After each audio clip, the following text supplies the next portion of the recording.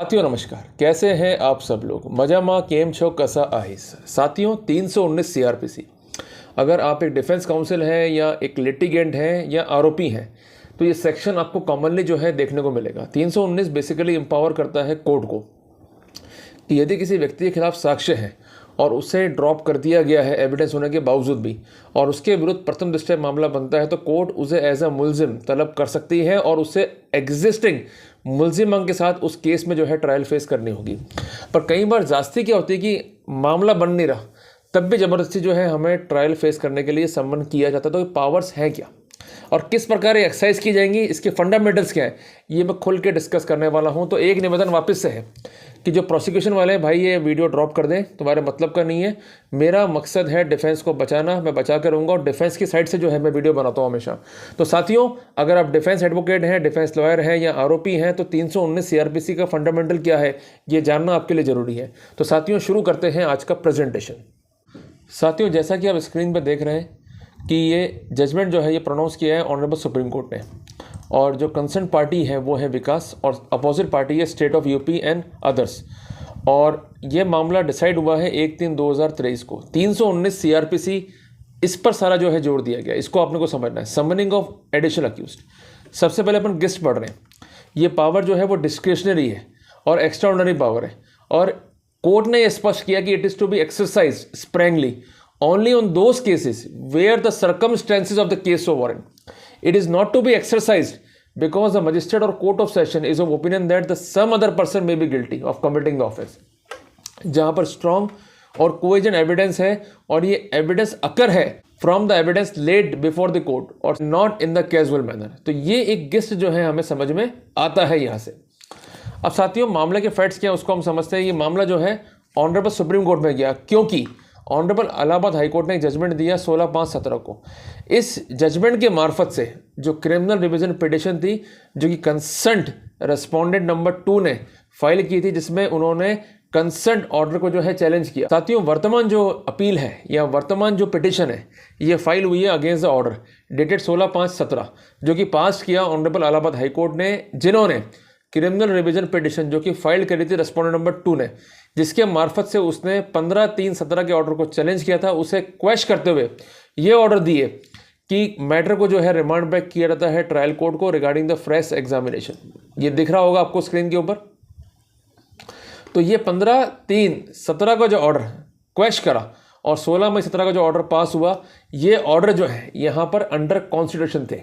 साथियों एक बात जो है समझनी है हमें कि ये मामला जो है जब ऑनरेबल सुप्रीम कोर्ट में गया तो ये फाइल होता है by the way of SLP, और जब एसएलपी दर्ज होती है तो इसे क्रिमिनल अपील के रूप में दर्ज करते हैं। जब एसएलपी फाइनली दर्ज होती है तो इस मामले को क्रिमिनल अपील के रूप में जो है सुना जाता है, अगर ये क्रिमिनल साइड का मैटर है तो। जैसा कि इस केस में हुआ, यहाँ पर एक क्रिमिनल अपील नंबर दिखाई देता है और उसको जो है कोर्ट ने डिस्पोज ऑफ किया। साथियों जहाँ लर्नेड काउंसिल जो थे अपीलांट के या अक्यूज के, उसका सबमिशन ये है कि अपीलांट ने जो है अपना बिजनेस इस्टेब्लिश किया regarding the manufacturing of tools in the year of 2003, और कंप्लेंट जो है ये फाइल करी है कंप्लेंट ने regarding murder of his brother mister Bachchu Prasad. और उसका ये कहना है कि he used to work in the appellant firm, कि जो मेरा भाई है जो अपीलांट है उसकी फर्म में काम किया करता था। और उसकी कंप्लेंट के बेसिस पर एफआईआर नंबर 480/13 जो है दर्ज हुई against some unknown persons nearly 2 months after the complaint. 2 महीने बाद कंप्लेंट की जो वाइफ थी मेदका की, उसने भी कंप्लेंट दी एसपी को गाजियाबाद को, और उसने भी फॉल्स एलिगेशन लगाए अपीलांट पे। अपीलांट को जो है नोटिस दिए गए बाय द इन्वेस्टिगेटिंग अथॉरिटी और एंटायर इन्फॉर्मेशन उसने जो है फर्निश करी। ये सबसे इंपॉर्टेंट है, ये गलती अक्सर आप लोग करते हो जिसको हम कॉमनली कहते हैं मेमोरेंडम या रिप्रेजेंटेशन। ये आप नहीं देते हो तो उसका नुकसान जो है आपको खाना पड़ता है। आपकी बात रिकॉर्ड तक पहुंचती नहीं है और आप कितने ही बोल लो, कोई आपको जो है सुनने वाला नहीं है। आप लिख के दोगे, इंफॉर्मेशन फर्निश करोगे, तभी आपकी बात जो है देखी जाएगी। ड्यूरिंग इन्वेस्टिगेशन पुलिस ने जो है एक आई विटनेस फाउंड किया जिसका नाम था राजेश कुमार, जिसने एलिज मर्डर को जो है देखा और उसके स्टेटमेंट जो है रिकॉर्ड किए गए 164 सीआरपीसी में सेफर साइड के ऊपर।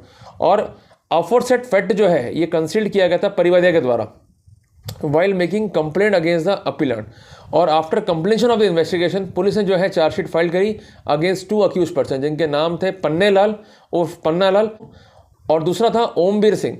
और अपीलेंट जो है लिस्टेड हुआ एज अ प्रोसिक्यूशन विटनेस, ये सबसे इंपॉर्टेंट बात है। और ड्यूरिंग ट्रायल स्टेटमेंट जो है विटनेसेस के रिकॉर्ड किए गए। इवन द अपीलेंट जो है ये एग्जामिन हुआ एस PW6 पर किसी भी विटनेस ने ये स्टेट नहीं करा कि अपीलांट जो है इस केस में इन्वॉल्व था। After the statement of the appellant, जब स्टेटमेंट जो है रिकॉर्ड किए गए अपीलांट के, तो जो कंप्लेनेंट था उसने एक अर्जी दाखिल करी 319 सीआरपीसी की, ये सबसे इंपॉर्टेंट है, to summon the appellant as a accused solely on the basis, जो कि गवाह संख्या 1, गवाह संख्या 2 और गवाह संख्या 3 ने जो है मेड आउट करे थे। After hearing the argument, trial court ने जो है एप्लीकेशन को डिसमिस कर दिया और ऑर्डर पास किया 15/3/17 को, और जिसके विरुद्ध जो है ये हाई कोर्ट गया और हाई कोर्ट ने यहाँ पर पिटीशन को स्वीकार करते हुए इसे जो है रिमांड बैक करने के ऑर्डर दिए। साथियों, यहाँ पर कंसेंट अपीलांट का ये तर्क है कि जो ये अप्रोच है हाई कोर्ट की ये गलत है, इस मैटर को वापस सेंडबैक नहीं करना चाहिए था, क्योंकि फाइल पर कोई भी ऐसी मटेरियल एविडेंस नहीं है जिसके आधार पर हम कह सकें कि अपीलांट इस क्राइम में इन्वॉल्व था, जिस कारण अपीलांट को 319 सीआरपीसी के तहत जो तलब किया गया वो गलत है। उनका एक ठोस आर्गूमेंट था कि it is not mere suspicion on the basis of which an additional accused could be summoned. यहाँ पर उनका तर्क यह था कि सामान्य साक्ष्य जो है रिकॉर्ड पर नहीं होने चाहिए, सामान्य सस्पिक्शन रिकॉर्ड पर नहीं होना चाहिए। There should be a strong, ये वर्ड याद रखें आप, कैसा होना चाहिए, strong and cogent evidence available on the record, जिसके आधार पर कोर्ट जो है कंक्लूजन ड्रॉ कर सके और उसके आधार पर कन्विक्शन लीड कर सकें, तभी जाकर ये पावर एक्सरसाइज होंगी, अदरवाइज पावर एक्सरसाइज नहीं होंगी। उनका निवेदन था कि जो ये ऑर्डर है इसको सेटिस्फाइड किया जाए। उन्होंने अपने तर्कों के समर्थन में विभिन्न न्यायिक दृष्टांतों पर जो है जोर दिया और सारा का सारा उनका जोर था ऑनरेबल सुप्रीम कोर्ट के जजमेंट्स के ऊपर, जो कि थे Hardeep Singh versus state of Punjab, दूसरा है मोहम्मद शफी वर्सेस मोहम्मद रफीक, और तीसरा है सागर वर्सेस स्टेट ऑफ यूपी, और चौथा है कैलाश बनाम स्टेट ऑफ राजस्थान। उनका फर्दर सबमिशन ये है कि the stage at which the application was filed by the complainant to summon the appellant as an individual accused, the trial was going to conclude as the entire evidence has been led. उस stage पर यह अर्जी file है कि जहां पर evidence लगभग जो है कंक्लूड हो चुके हैं, और जो जजमेंट था ट्रायल कोर्ट का, ये जजमेंट रीजन था। सबसे इंपॉर्टेंट तर्क उनका यह था कि जो स्केची एविडेंस है जो प्रोड्यूस करी है प्रोसिक्यूशन है बिफोर द ट्रायल कोर्ट, और जिसके आधार पर अपीलांट को समन किया गया है, ये गलत है, जिसका विरोध जो है स्टेट ने करा और परिवादी ने करा। उनका वही कहना था कि सब क्लियर कट केस बनता है, समन्स जो है होना चाहिए, और ट्रायल कोर्ट ने पावर एक्सरसाइज नहीं करी थी। जब हम हाई कोर्ट गए, कन्वेंस किया, और हाई कोर्ट ने इसको राइटली जो है रिमांड बैक किया है। साथियों, यहाँ पर कोर्ट ने वेरियस फैक्टर्स को, सेक्शन 319 सीआरपीसी के स्कोप को जो है देखा। सबसे पहले कोर्ट ने जो है एम्फेसिस करा on judgment of Hardeep Singh versus state. Court का कहना यह है कि power under section 319 of CrPC, इसको आप नोट रखो, is totally discretionary and totally extraordinary in nature. It is to be exercised sparingly and only on those cases where the circumstances of the case so warranted. It is not to be exercised in the routine manner. कि magistrate या court of session को ऐसा लगता है कि ये power exercise करनी चाहिए और कोई पर्सन जो है गिल्टी है। Strong and cogent evidence should be on the record, जिसके आधार पर हम कंक्लूजन ड्रॉ कर सकें।